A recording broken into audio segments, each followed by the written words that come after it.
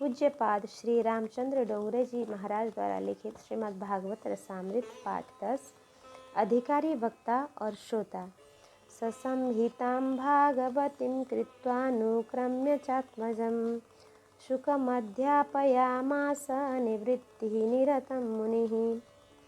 व्यास जी ने 18,000 श्लोकों का यह भागवत ग्रंथ बनाया। भागवत ग्रंथ परमहंसों की संहिता है। व्यास ने विचार किया, जो जन्म से निर्विकारी हो वही इस ग्रंथ का प्रचार कर सकेगा। ऐसे लायक वक्ता तो एक सुखदेव जी ही थे। सुखदेव जी जन्म सिद्ध योगी थे। जन्म के साथ ही तुरंत तपश्चर्या के लिए वन में उन्होंने प्रयाण किया। सुखदेव जी सदैव ब्रह्मा चिंतन में ही लीन रहते थे। व्यास जी ने सोचा कि जब सुखदेव जी वन से घर आ जाएं तो मैं उन्हें भागवत शास्त्र पढ़ाऊंगा। सुखदेव जी निर्गुण ब्रह्म के चिंतन में लीन थे। उसमें उनका चित्त सगुण ब्रह्म की ओर ले जाने के लिए श्री कृष्ण लीला के श्लोक सुनाने चाहिए, ऐसा व्यास जी ने सोचा। व्यास जी के शिष्य जब वन में समिधा लेने के लिए जाते हैं तब व्यास जी के पढ़ाए हुए श्लोक गाते हैं। व्यास जी ने चतुराई से शिष्यों को उसी वन में भेजा जहाँ सुखदेव जी समाधि में लीन थे। सुखदेव जी के चित्त को आकर्षित करने के लिए शिष्यों ने श्लोकों का गाना शुरू किया। सुखदेव जी स्नान संध्या करके समाधि में बैठने की तैयारी कर रहे थे कि शिष्य का गान शुरू हो गया। बरहापिरम नटवर बपू कर्णयो कर्णिकारं बिभ्रदवास कनककपिशं वैजयन्तीं च मालां रन्ध्रान् वेणोरधरसुधया पूरयन् गोपवृन्दै वृन्दारण्यं स्वपदरमणं प्राविशद गीतकीर्तिः। श्री कृष्ण गोप बालकों के साथ वृंदावन में प्रवेश कर रहे हैं। मस्तक पर मोर मुकुट उन्होंने धारण किया है। कान में कर्णिकार के पीले पुष्प धारण किए हैं। पीताम्बर और गले में वैजयंती माला पहनी है। श्रेष्ठ नट जैसे सुंदर विन्यास है। बांसुरी छिद्रों में से अधरामृत भर रहे हैं। पीछे पीछे गोप बालक श्री कृष्ण कीर्ति का जयगान कर रहे हैं। यह वृंदावन धाम श्री कृष्ण के चरण चिन्हों से शोभित है। सुखदेव जी ने जब यह श्लोक सुना, सुखदेव जी को ध्यान में अति आनंद आया। कन्हैया की सुंदर नयन मनोहर मूर्ति हृदय में प्रकट हुई। सुखदेव जी को कन्हैया की बांसुरी के सुर सुनाई पड़े। उन्होंने निश्चय किया कि अब मैं निराकार ब्रह्म का चिंतन नहीं करूँगा, सगुण साकार श्री कृष्ण का चिंतन करूँगा। पर फिर विचार आया कि सन्यासी के लिए सगुण का ध्यान योग्य नहीं है, निराकार ब्रह्म का ध्यान ही योग्य है, उत्तम है। मैं तो सब कुछ त्याग कर बैठा हूँ। कन्हैया तो सब कुछ मांगेगा, माखन मांगेगा, मिश्री मांगेगा, मैं कहाँ से लाऊंगा? मैंने तो लंगोट भी छोड़ दिया। सुखदेव जी दुविधा में पड़ गए। निराकार का ध्यान करें कि साकार का ध्यान करें? उसी समय व्यास जी के शिष्यों ने एक अन्य श्लोक का गान शुरू किया। अहोबकीयं स्तनकालकूटं जिघांसया पाययदप्यसाध्वी लेभे गतिं धातृ चित्तां ततोऽन्यं कं वा दयालुं शरणं व्रजेम। अहो, स्तन में विष भरकर मारने की इच्छा से जिस दुष्ट पुतना ने उनको दूध पिलाया था, उस पुतना को भी उन्होंने सदगति दी। ऐसे भगवान श्री कृष्ण के सिवाय दूसरा कौन दयालु है जिसकी शरण ग्रहण की जाए। श्री कृष्ण की अलौकिक दया का वर्णन व्यास जी ने इस श्लोक में किया है। श्री कृष्ण ने विष देने वाली पुतना को भी यशोदा माता के समान सदगति दी है। महाभारत में कथा आती है, भीष्म पितामह ने कुरुक्षेत्र के युद्ध में श्री कृष्ण को जब बाण मारे थे, तब भी भीष्म पितामह के मरण के समय श्री कृष्ण उनके समक्ष आए थे। श्री कृष्ण को तो बाण मारने वाले से भी प्रेम है, विष पिलाने वाले से भी प्रेम है। श्री कृष्ण को माखन मिश्री तो क्या, किसी भी वस्तु की जरूरत नहीं है। वे तो मांगते हैं प्रेम का शुद्ध प्रेम और शुद्ध प्रेम। पदार्थ से प्रसन्न होता है वह है जीव, और प्रेम से प्रसन्न होता है वह है ईश्वर। सुखदेव जी के मन में आशंका थी कि कन्हैया जब मांगेगा मैं क्या दूंगा। इस श्लोक से सुखदेव जी के मन का समाधान हुआ। सुखदेव जी ने व्यास जी के शिष्यों को बुलाकर पूछा, आप कौन हैं? आप जिन श्लोकों का गान कर रहे हैं वे श्लोक किसने रचे हैं? शिष्यों ने कहा, हम व्यास जी के शिष्य हैं। व्यास जी ने ये मंत्र हमें दिए हैं। ये 2 श्लोक तो उदाहरण मात्र हैं, ऐसे 18,000 श्लोकों का भागवत पुराण व्यास जी ने रचा है। सुखदेव जी को इस भागवत पुराण को सुनने की बड़ी इच्छा हुई। कन्हैया की लीला सुनकर उनका चित्त आकर्षित हुआ। निग्रंथ सुखदेव जी की भागवत शास्त्र के अध्ययन की इच्छा हुई। सुखदेव जी व्यासाश्रम में आए। पिताजी को उन्होंने साष्टांग प्रणाम किया। व्यास जी ने सुखदेव जी को गले लगा लिया। व्यास जी ने सुखदेव जी को भागवत का अध्ययन कराया। इस ग्रंथ के सच्चे अधिकारी आत्म में लीन रहने वाले ब्रह्मज्ञानी हैं। श्री कृष्ण सर्व के आत्म रूप हैं। आत्मा राम ऐसे सुखदेव जी महाराज लंगोट छूटते हैं पर श्री कृष्ण कथा नहीं छोड़ते हैं। सूत जी कहते हैं, शौनक जी आश्चर्य न करिए, श्री कृष्ण गुण ऐसे मधुर हैं कि सबको अपनी ओर आकर्षित कर लेते हैं। फिर सुखदेव जी को आकर्षित कर ले, इसमें क्या आश्चर्य। आत्मा रामस्य मुनयो निग्रन्था अय्युरुक्रमे कुर्वते हैतुकीं भक्तिं नित्यं भूतगुणो हरि। जो ज्ञानी है, जिनकी अविद्या की गांठ छूट गई है, ऐसे आत्माराम भी भगवान की हेतु रहित भक्ति करते हैं।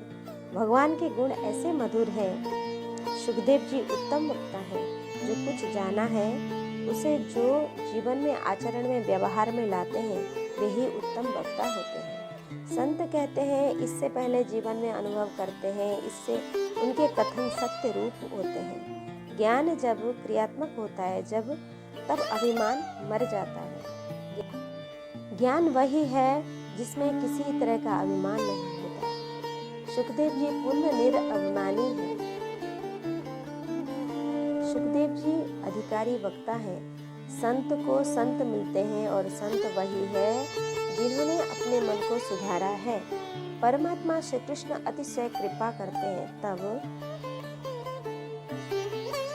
तब ही मन शुद्ध होता है। परमात्मा कृपा करते हैं तब अधिक धन नहीं देते हैं पर मन को शुद्ध करते हैं। साधारण व्यक्ति यही समझता है कि बहुत संपत्ति मिलती है तो ठाकुर जी की कृपा का यही फल है। अति संपत्ति और सन्मति दोनों एक साथ नहीं टिक सकती। अति संपत्ति अभिमान लाती है। अति संपत्तिवान किसी को अपमानित करने में संकोच नहीं करता है। परमात्मा कृपा करके धन नहीं देते, मन को सुधारते हैं। इस जगत में उतना पाप नहीं है जितना पाप मन में रहता है। परमात्मा से बार बार कहिए कि मेरा शुद्ध मन कर दीजिए। मन चंचल है। मन परमात्मा की लीला में रमता है तब धीरे धीरे सुधरता है। जिसका मन बिगड़ा नहीं है उसका कुछ भी बिगड़ा नहीं है। उसे कुछ भी बिगड़ा हुआ नहीं दिखता है। जगत नहीं बिगड़ा है, मन बिगड़ा है। कदाचित जगत बिगड़ा भी हो तो बिगड़े हुए जगत को कोई सुधार नहीं सकेगा। जो अपने मन को सुधार लेता है उसे इस जगत में कुछ भी बिगड़ा हुआ नहीं दिख पड़ता। सूर्य नारायण को सब कुछ दिखाई देता है पर अंधकार नहीं दिखाई देता। जिसका मन अत्यंत शुद्ध है उसे सर्व में परमात्मा का अनुभव होता है। जो मन को सुधारता है वह महान बनता है। मन भयभीत है, उससे भय लगता है तभी यह सुधरता है। साधारण मानव को भय लगता है तब उसके पाप छूटते हैं। मानव को भय लगता है तभी वह भगवान की भक्ति करता है। जन्म मृत्यु जरा व्याधि दुख दोष अनुदर्शन। निर्भय होकर बेपरवाह न बनिए। जो सपने को निर्भय मानता है वह लापरवाह हो जाता है। काल का भय रखना चाहिए। मृत्यु के दुख का स्मरण रखना चाहिए। मृत्यु सिर पर है फिर भी मानव पाप करता है, क्योंकि मानव जब पाप करता है तब वही समझता है कि मैं मरने वाला नहीं हूँ, मुझे कोई पूछने वाला नहीं है। मानव रोज सुनता है कि वह चला गया, दूसरा जाने को तैयारी में है, पर मानव को ऐसा विचार नहीं आता कि मुझे भी मरना है। जगत में यही बहुत बड़ा आश्चर्य है। पानी का बुलबुला है, उसे फूटने में कहाँ देर लगती है। थोड़ा सोचने पर मालूम होता है कि यह शरीर पानी की बूंदों से उत्पन्न हुआ है। वह कब छूट जाएगा इसका पता किसी को भी नहीं है। कई लोग ऐसा सोचते हैं कि तक्षण नाग परीक्षित को डसने गया था, हमें भी नहीं डसेगा। यह तक्षक नाग किसी को भी नहीं छोड़ता है। समय होने पर सबको डसने वाला है तक्षक नाग। तक्षक नाग काल का स्वरूप है। काल तक्षक सबको डसता है। जन्म के साथ मृत्यु का समय, स्थान और कारण निश्चित होता है। अमुक कारण से अमुक स्थान में अमुक समय यह शरीर गिर पड़ेगा। जन्म मृत्यु अवश्य होना ही है। जो जन्मा है वो अवश्य मृत्यु के मुख में जाएगा ही। मृत्यु जन्मवतां वीर देहेन सह जायते। मृत्यु के भय का स्मरण मन में रखना चाहिए। मन को भय लगेगा तो पाप छूटेगा। ऐसा सुना है कि जिसे फांसी की सजा होती है उसे फांसी देने से 2 घंटे पूर्व सरकार द्वारा पूछा जाता है कि तुम्हारी क्या इच्छा है, तुम्हें मिठाई खानी है या और कुछ लेना है। जिस मानव को पता है कि 2 घंटे के बाद मुझे फांसी की सजा मिलेगी, मैं मरने वाला हूँ, वह भीतर से इतना घबराया होता है कि उससे मधुर मिठाई दो तो भी उसकी खाने की इच्छा नहीं होती। मरण सर पर है, मरण सामने दिख रहा है, इससे मन विषय में जाने की इच्छा नहीं करता। जब मन पाप करने लगे तब उससे कहिए कि तुम्हें मरना है, तुम्हें मार पड़ेगी, तुम बहुत दुखी होगे, खराब विचार क्यों करते हो, तुम पाप क्यों कर रहे हो। पाप करके कोई सुखी नहीं हुआ है। आज कोई पाप करके पैसे कमा लेता है, पर अंतकाल में उसकी क्या स्थिति होती है। तुम्हारे मन को और कोई नहीं सुधार सकता। अपने मन को तुम्हें ही सुधारना पड़ेगा। तुम्हारा मन अन्य किसी को नहीं दिख पड़ता है, तुम्हें ही दिख पड़ता है। अपने मन के आप ही गुरु बने हैं। जिन्होंने अपना मन सुधार लिया वे संत हैं। मन को सुधारिए, आप भी संत होंगे। जिसका अधिकार सिद्ध होता है उसे शुभ संत मिलते हैं। मनुष्य संत बनता है तब उसे संत मिलते हैं। संत के सद्गुण जीवन में उतारिए, आप संत होंगे, तब संत को संत मिलेंगे। दुर्जन के घर संत तुरंत नहीं आते हैं, और कभी जाते भी हैं तो दुर्जन को संत के प्रति श्रद्धा होती नहीं है। वह संत को पहचान ही नहीं सकता, संत ही संत को पहचान सकेंगे। भागवत कथा करने वाले वक्ता और कथा श्रवण करने वाले श्रोता संत बन जाते हैं। संत होने के लिए घर छोड़ने की आवश्यकता नहीं है, व्यवसाय छोड़ने की भी कोई आवश्यकता नहीं है। मीराबाई राजमहल में रहती थी, नरसिंह मेहता घर में रहते थे। घर में रहकर मानव संत हो सकता है। जो प्रवृत्ति छोड़ देते हैं, जो भक्ति नहीं करते हैं, वह तो पाप करते हैं। संत सर्वकाल भक्ति कर सकते हैं, परंतु हमारे जैसे साधारण मानव 6 घंटे से अधिक समय तक भक्ति नहीं कर सकते। प्रवृत्ति न छोड़िए, प्रवृत्ति कीजिए, पैसे के लिए प्रयत्न करिए, पर पाप के भय को मन में रखकर कीजिए। प्राचीन काल में नामदेव महाराज दर्जी का काम करते थे। गोरा कुम्हार मिट्टी के बर्तन बनाकर बाजार में बेचने जाते थे। कबीरदास महाराज जुलाहे का काम करते थे। ये सब संत प्रारंभ में व्यवसाय करते थे तथा भक्ति भी करते थे। भक्ति में वे देहाभिमान भूल गए, जगत को भूल गए और उनका व्यवसाय छूट गया। फल परिपूर्ण रूप से परिपक्व होता है तब ही वृक्ष छोड़ देता है। जब तक फल कच्चा होता है वृक्ष को पकड़ कर रखता है। उसी तरह भक्ति परिपूर्ण परिपक्व होती है तब संत संसार का वृक्ष का संबंध छोड़ देते हैं। संत को जब तक देह का भान रहता है तब तक किसी की कोई वस्तु वे मुफ्त में नहीं लेते हैं। संत ऐसा मानते हैं कि दूसरों के पदार्थ मुक्त खाने से बुद्धि बिगड़ जाती है। संत परिश्रम करते हैं, व्यवसाय करते हैं और व्यवसाय में पाप का भय रखते हैं। मुझे परमात्मा के चरणों में जाना है, मुझे भगवान से मिलना है। ऐसा सोचते हुए जीवन में लक्ष्य को संत भूलते नहीं हैं। जीवन के लक्ष्य को संत कभी भूलते नहीं हैं। किसी के घर जाना पड़े तो बैठे न रहिए। कई लोग ऐसे होते हैं कि दामाद की तरह बैठे रहते हैं, तब गृह स्वामी को ऐसा लगता है कि अब यह पीड़ा कब जाएगी, जाए तो अच्छा है। कलयुग के लोगों को दो चीज़ें अच्छी लगती हैं, काम और दाम।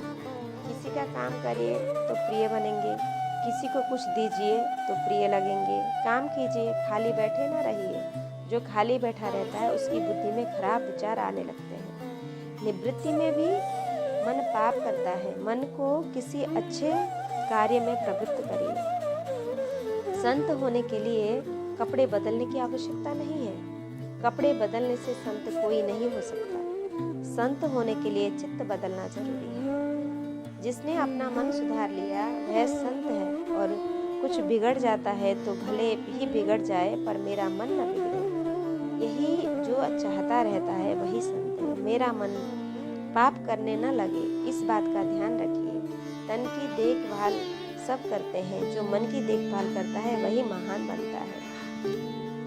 लोग कपड़ों की देखभाल करते हैं। कई माताएं अचार की देखभाल करती हैं, बार बार अचार को देखती हैं। अचार बिगड़ जाएगा तो नया बनेगा, पर मन बिगड़ जाएगा तो नया नहीं मिलेगा। संत मन की बहुत देखभाल करते हैं। 3 काम करें तो आप संत बनेंगे। मन की देखभाल कीजिए और दृष्टि को गुणमयी बनाइए। जिनकी दृष्टि गुणमयी है, जो किसी के दोष नहीं देखते, वे संत बनते हैं। दृष्टिम ज्ञानमयीं कृत्वा पश्येत ब्रह्ममयं जगत्।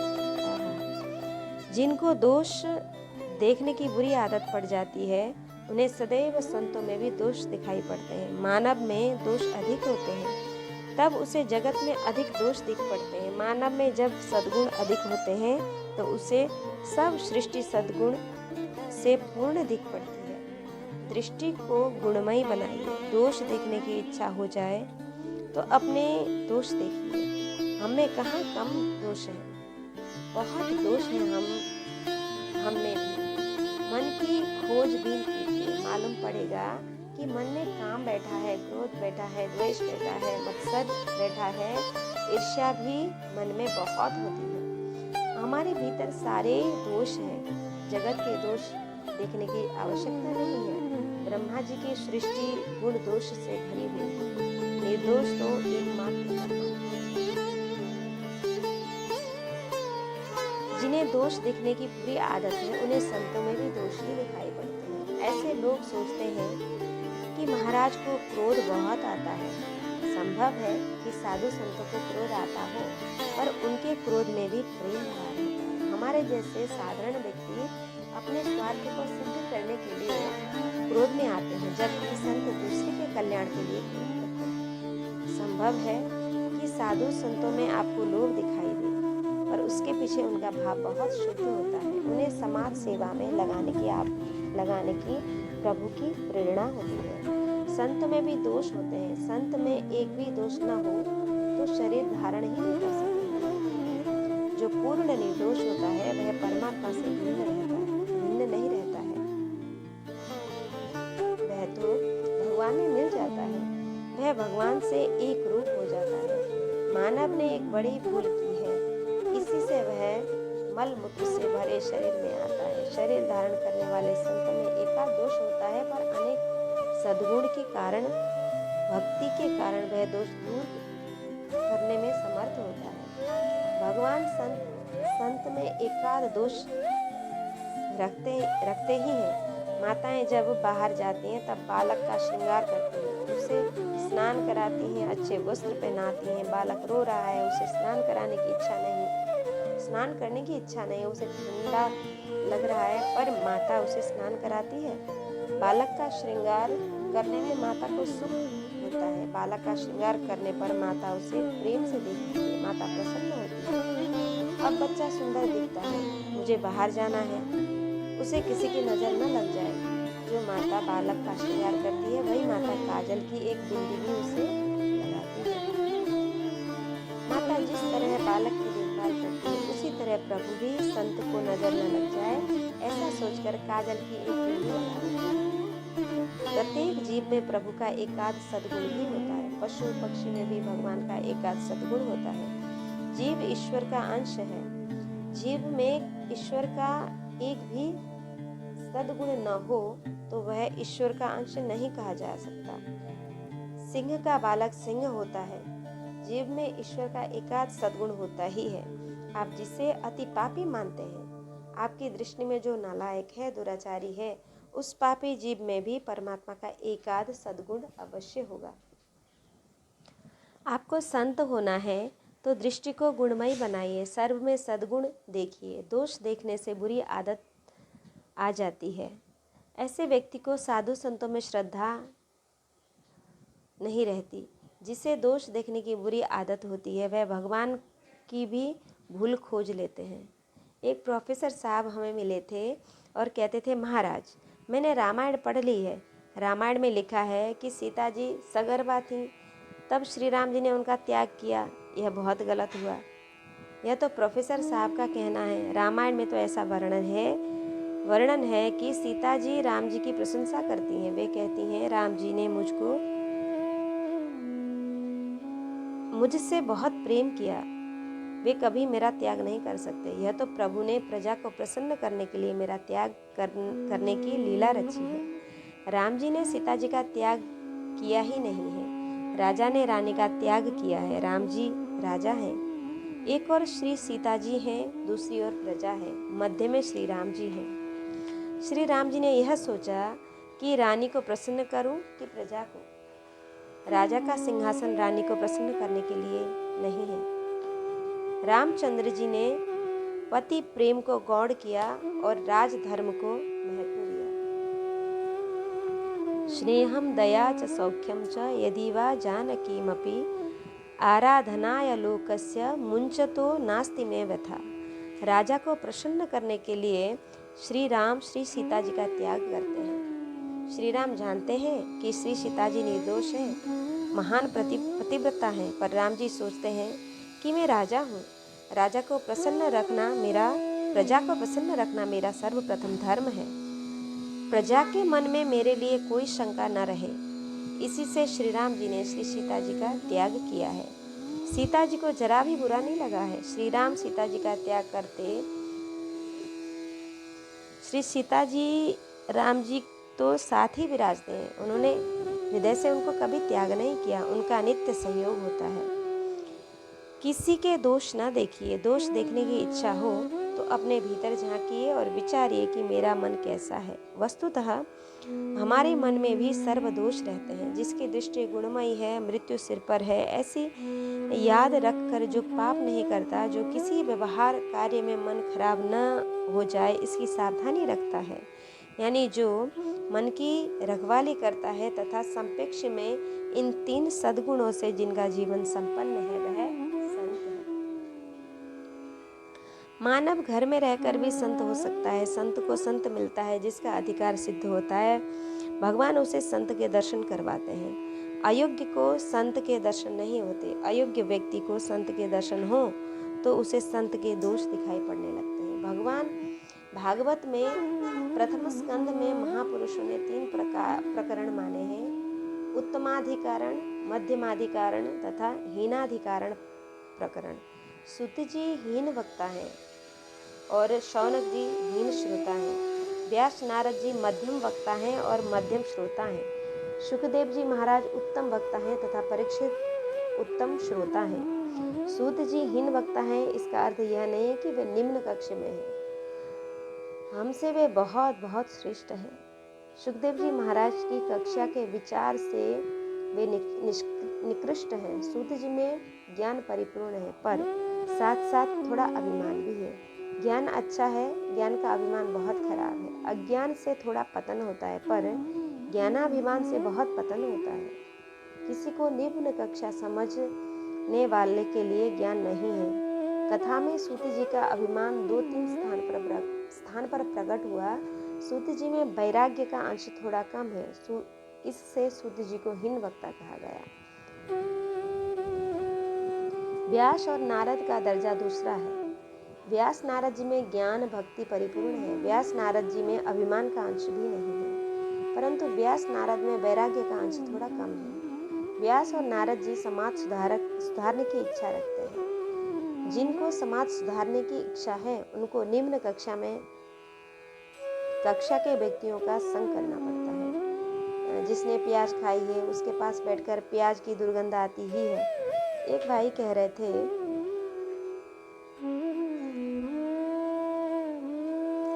कि महाराज, मैं समाज सुधारने के लिए सब कर रहा हूँ। अरे, जिसने अपना घर नहीं सुधारा वह समाज क्या सुधारेगा? जो भाई को नहीं सुधार सका वह बहन को क्या सुधार सकेगा? समाज सुधारने की खटपट में नहीं पड़ना चाहिए। समाज सेवा से कृष्ण सेवा श्रेष्ठ है। समाज नहीं सुधरेगा। आप अपने घर को सुधारिए, अपने मन को सुधारिए, अपने स्वभाव को सुधारिए। आप में अधिक शक्ति हो तो आप अपने पड़ोसी को सुधारिए। व्यास महर्षि और नारद जी महाराज सुधारक संत हैं। समाज सुधारने की भावना अच्छी है पर भक्ति में विघ्न लाने वाली है।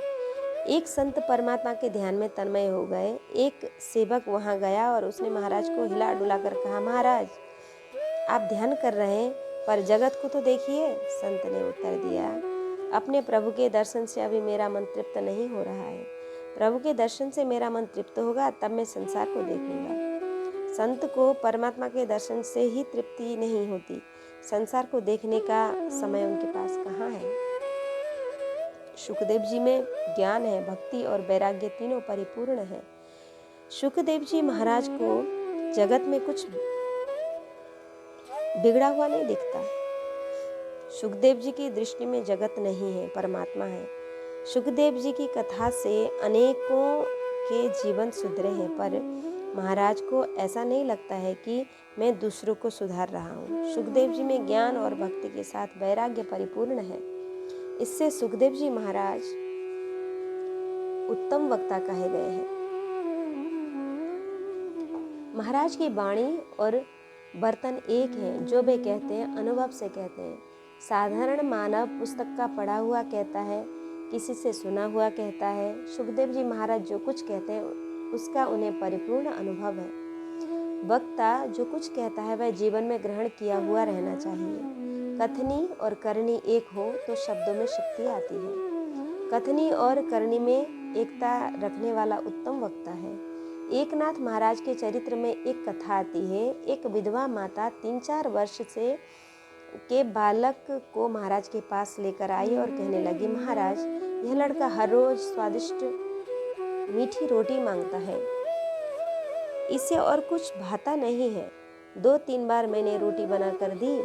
मेरी आर्थिक स्थिति खराब है, रोज रोज कैसे मीठी रोटी इसको खिला दूं। ये इस बालक को ऐसी बुरी आदत पड़ गई है। आप ऐसा आशीर्वाद दीजिए कि यह लड़का वह स्वादिष्ट रोटी भूल जाए। यह सुनकर महाराज विचार में डूब गए।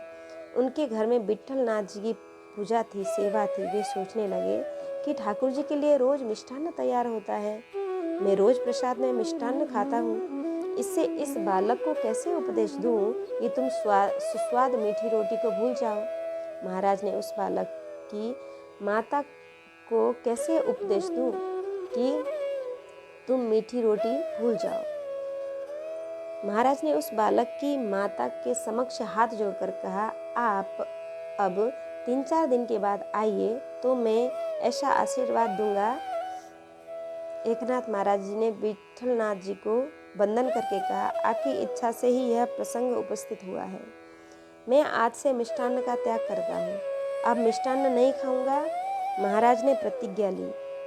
जब यह जीव परमात्मा के लिए समग्र सुखों का मन से त्याग करता है तभी प्रभु दया करते हैं।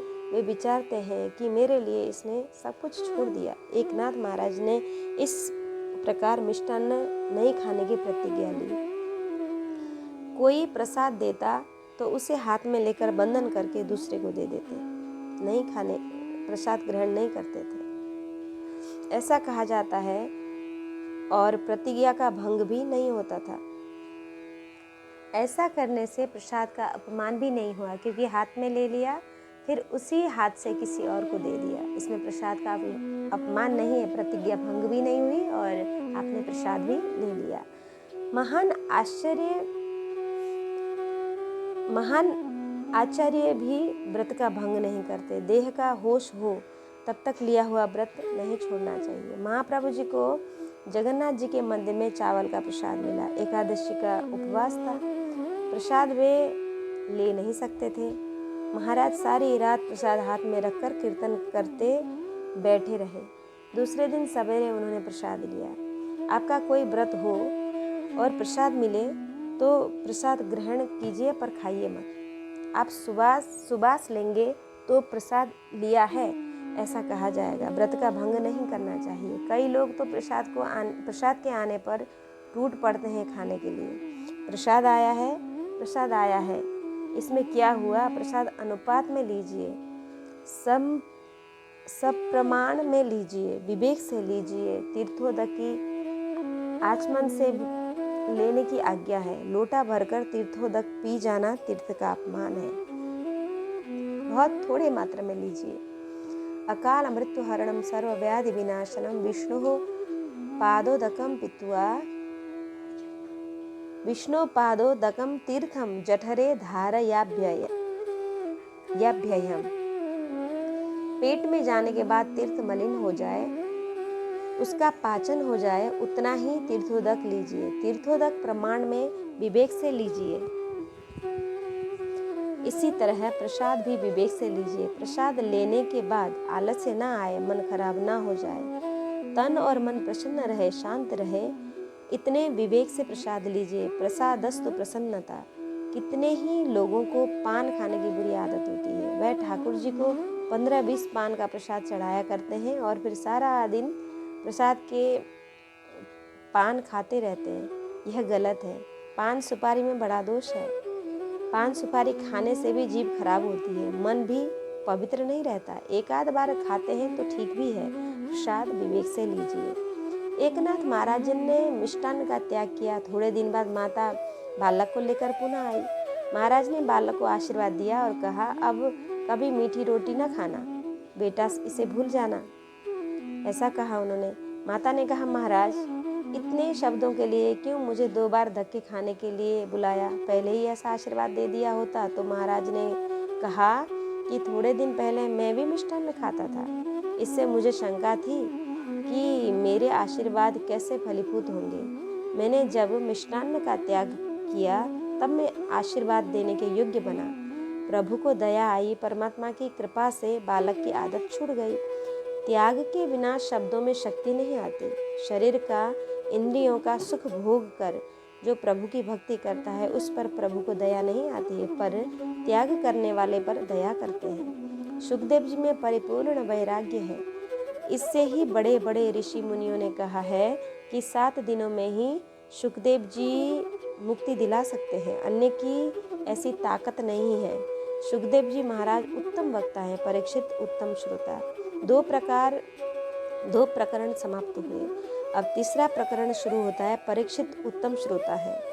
मातृ शुद्धि, पितृशुद्धि, अन्न शुद्धि, आत्मशुद्धि और द्रव्य शुद्धि 5 शुद्धियाँ जिनमें परिपूर्ण है उन्हें उत्तम श्रोता माना गया है। उनका ही मन शुद्ध होता है और उन्हें ही भगवान के दर्शन की इच्छा होती है। साधारण मानव को भगवान के दर्शन की इच्छा नहीं होती है। कई लोग जब हाथ में समाचार पत्र नहीं आता तब व्याकुल हो जाते हैं। उन्हें अखबार की जल्दी लगी रहती है, आतुरता होती है। उन्हें भगवान के दर्शन की इच्छा नहीं रहती। गोबर का कीड़ा यही समझता है कि गोबर अच्छा है। गोबर के कीड़े की बर्फी में रखिए, वह बर्फी नहीं खाएगा, वह बर्फी छोड़कर गोबर में ही भागेगा। साधारण मानव का मन गोबर के कीड़े की सदृश है। कभी कभी उसे भक्ति में आनंद आता है, पर वह इस आनंद को छोड़कर फिर से विषय आनंद भोगने की रस लेने लग जाता है। 5 प्रकार की शुद्धियाँ जिन्हें परिपूर्ण रूप से मिलती हैं उन्हें ही प्रभु दर्शन की इच्छा प्राप्त होती है। जिन्हें परमात्मा के दर्शन की तीव्र इच्छा होती है उन्हें ही संत प्राप्त होते हैं। 5 अध्यायों में परीक्षित राजा की 5 विधि शुद्धि दिखाई है। मातृशुद्धि के वर्णन के लिए कौरवों पांडवों के युद्ध की कथा कही गई। कौरवों पांडवों का भयंकर युद्ध हुआ, कौरवों का विनाश हुआ। कौरव सेना में कृपाचार्य, कृतवर्मा और अश्वत्थामा 3 रह गए। अश्वत्थामा ने प्रतिज्ञा की कि आज रात जब पांडव घर में सोए होंगे तब मैं उनका विनाश करूंगा। भगवान जिनकी रक्षण करते हैं उनको कोई मार नहीं सकता। परमात्मा जानते थे कि अश्वत्थामा दुष्ट है, उसके हाथ से संहार होने वाला है। प्रभु ने लीला की, सोए हुए पांडव को जगाकर कहा, घर में मुझे गर्मी लग रही है, नींद नहीं आ रही है, मैं गंगा तट पर जाकर आराम करूंगा, आप उठिए। पांडव भगवान से कुछ नहीं पूछते हैं। पांडवों का प्रभु में ऐसा विश्वास था कि भगवान उनसे जो कहते वही वे करते थे। पांडव अपने को स्वतंत्र नहीं मानते थे, वे अपने को श्री कृष्ण के अधीन मानते थे। द्रौपदी के 5 बालक सोए थे, उनको जगाया गया। बालकों ने कहा कि आप लोगों को नींद नहीं आ रही है, इसलिए आप जाइए, हमें घर में नींद आ रही है, हमें क्यों जगा रहे हैं। 5 पांडवों को लेकर श्री कृष्ण गंगा तट पर चले गए। रात्रि के समय अश्वत्थामा आता है, द्रौपदी की संतानों को वह मारता है। प्रातःकाल खबर मिल जाती है, द्रौपदी को अत्यंत दुख होता है। अर्जुन द्रौपदी को समझाते हैं और बाद में अश्वत्थामा से युद्ध करने जाते हैं। युद्ध का वर्णन किया गया है। अश्वत्थामा को अर्जुन ने पकड़ा, उसे पशु की तरह बांधकर अर्जुन ले जाते हैं, जिसका अभी अग्नि संस्कार भी नहीं हुआ। ऐसे 5 सोए बालकों की हत्या करने वाला हमारे आंगन में आया है। यह कोई साधारण बैरी नहीं है, पर द्रौपदी का हृदय कैसा है।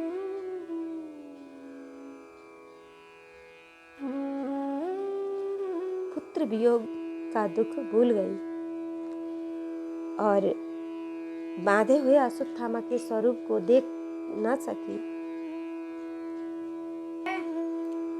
दौड़कर आई और अश्वत्थामा को वंदन किया। आंगन में बैरी आते हैं तो बैरी में भगवान का दर्शन कीजिए, उसे जय श्री कृष्ण कहिए। कई लोग शत्रु को जय श्री कृष्ण कहते हैं, पर प्रेम से नहीं, सद्भाव से भी नहीं, दुर्भाव से। द्रौपदी सद्भाव से व्यवहार करती है। अर्जुन से वे कहने लगी, यह आप क्या कर रहे हैं, इसे मुक्त करिए, मेरे आंगन में खड़े ब्राह्मण की पूजा करिए, उसे मारिए नहीं। आज पुत्र वियोग से मैं रो रही हूँ, इसे मारेंगे तो इसकी माता को बहुत दुख होगा। जो रोता है उसके पाप जलते हैं, जो रो रहा है वह प्रभु कृपा से कभी सुखी नहीं हो सकेगा, पर जो दूसरे को रुलाता है वह कभी सुखी नहीं होता। द्रौपदी कहती है कि अगर इसे आप मारेंगे तो इसकी माता को बहुत कष्ट होगा। मैं सौभाग्यशालिनी सदवा हूँ, मुझे पुत्र मरण का इतना दुख हो रहा है, तो इसकी माता को तो विधवा है, पति के बाद पुत्र के लिए ही जी रही है, उसे कितना दुख होगा, उसकी आहें लगेंगी। द्रोणाचार्य के घर आप अध्ययन करते थे, क्या वह सब भूल गए? यह गुरुदेव का पुत्र है, इसकी पूजा कीजिए। आंगन में आए हुए का सम्मान करना होता है। आंगन में आए हुए यदि रोते आहें भरते आ जाएंगे तो मेरा अतिथि धर्म नष्ट हो जाएगा, आप इसे छोड़ दीजिए। भीमसेन ने कहा कि यह तो आतताई है, आतताई को मारने में पाप नहीं है। अर्जुन विचार में पड़ गए। तब श्री कृष्ण ने आज्ञा दी कि द्रौपदी जो कह रही है वह योग्य है। ब्राह्मण का अपमान का अपमान ही मरण के बराबर होता है, इसलिए अश्वत्थामा को मारने की आवश्यकता नहीं है, उसका अपमान करके उसको निकाल दो। अश्वत्थामा का मस्तक नहीं काटा गया, पर उसके मस्तक में जो मणि थी उसे निकाल लिया गया। अश्वत्थामा तेजहीन बन गया, अश्वत्थामा को जीवित छोड़ दिया गया। अश्वत्थामा ने सोचा कि पांडवों ने मेरा अपमान किया है, मैं उसका प्रतिशोध लूंगा। उत्तरा के पेट में गर्भ है, पांडवों का वह उत्तराधिकारी है, उस गर्भ का नाश होगा तो पांडव वंश नाश होगा। उत्तरा के गर्भ में परीक्षित थे। इसे मारने के लिए अश्वत्थामा ब्रह्मास्त्र छोड़ा। उत्तरा का शरीर जलने लगा, उत्तरा व्याकुल हो गई, वह दौड़कर द्वारिकानाथ श्री कृष्ण के पास पहुंच गई। दुख में किसी मानव को किसी जीव का आधार नहीं लेना चाहिए, दुख में ईश्वर का स्मरण करना चाहिए। द्रौपदी ने पुत्र वधू को यह सीख दी थी। द्रौपदी का जीवन भक्तिमय था। दुख सदैव नहीं रहता, दुख पाप जलाने के लिए आता है। दुख में ही मानव को स्वरूप का ज्ञान होता है और द्रौपदी के भक्तिमय जीवन का प्रभाव उत्तरा पर भी पड़ा था। बड़ों का अनुकरण बालक करता है। बालकों के उत्तम संस्कारों के लिए भक्ति कीजिए। सास जो सेवा पूजा करती होगी तो बहू का भी सेवा पूजा का मन होगा। सास गप्पे मारती होगी तो बहू भी वैसा ही करेगी। फिर पिता सुबह जल्दी उठता होगा तो बच्चों को भी जल्दी उठने की इच्छा होगी। बालक जल्दी ही अनुकरण करता है। इससे बालक के समक्ष पाप न करिए। द्रौपदी की सीख से उत्तरा पांडवों के पास नहीं गई, वह द्वारिकाधीश के पास गई। भगवान समझ गए, प्रभु ने लीला की, उन्होंने उत्तरा के गर्भ में प्रवेश किया। प्रभु ने सुदर्शन चक्र से ब्रह्मास्त्र का निवारण किया और परीक्षित का रक्षण किया। परीक्षित ने गर्भ में यह देखा, गर्भ में जीव माँ के मल मूत्र में लौटता है। गर्भवास नरकवास है, परंतु परीक्षित भाग्यशाली है। माता के गर्भ में ही उन्हें परमात्मा के दर्शन हुए, परमानंद हुआ। ये 4 हाथों वाला तेजस्वी पुरुष चारों ओर घूम रहा है और मेरी रक्षा कर रहा है। परमात्मा ने पांडव वंश की रक्षा की है। थोड़े से सोच विचार से ध्यान में आएगा कि हम जब सब परीक्षित सदृश हैं, जीव मात्र का रक्षण भगवान करते हैं। जन्म के बाद भी भगवान ही रक्षण करते हैं। बड़े होने पर यौवन में मनुष्य भगवान को भूल जाता है, भान खो देता है, अकड़ में रहता है और कहने लगता है कि परमात्मा कहाँ है, मैं ईश्वर में विश्वास नहीं रखता।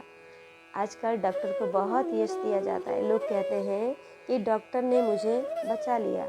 डॉक्टर सारी रात मेरे पास रहे, प्रत्येक घंटे के बाद इंजेक्शन देते रहे। अरे डॉक्टर बचाने की शक्ति होती, डॉक्टर में बचाने की शक्ति होती तो उनका स्वयं का अच्युतम केशवम क्यों होता है? कभी उसकी मृत्यु तो होती ही है। जो स्वयं कालग्रास है वह दूसरे को नहीं बचा सकता। रक्षण तो परमात्मा ही करते हैं। डॉक्टर की दवाई भी श्री कृष्ण की कृपा से ही सफल होती है, पर जीव प्रभु का उपकार भूल जाता है, ईश्वर को वह नहीं मानता। जब छोटी बड़ी ढैया आती है तब शनि महाराज एक एक को सजा दे देते हैं। तब कुछ लोग हनुमान जी को तेल चढ़ाने जाते हैं। हमारे जैसे साधारण व्यक्ति पर जब मार पड़ती है तब अक्ल आती है, मार नहीं पड़ती तब तक अक्ल आती ही नहीं है। पुस्तकों के अध्ययन से शब्द ज्ञान बढ़ता है, जीवन नहीं सुधरता। मानव पर जब थोड़ी मार पड़ती है तब वह सावधान होता है, तभी वह परमात्मा के शरण में जाता है। भगवान को न मानने से भगवान का कुछ नुकसान नहीं होता, पर जो नहीं मानता वह स्वयं दुखी होता है, उसका अधपतन हो जाता है। भगवान में विश्वास रखिए, भगवान को मानिए, भगवान के प्रति प्रेम रखिए, श्रद्धा रखिए।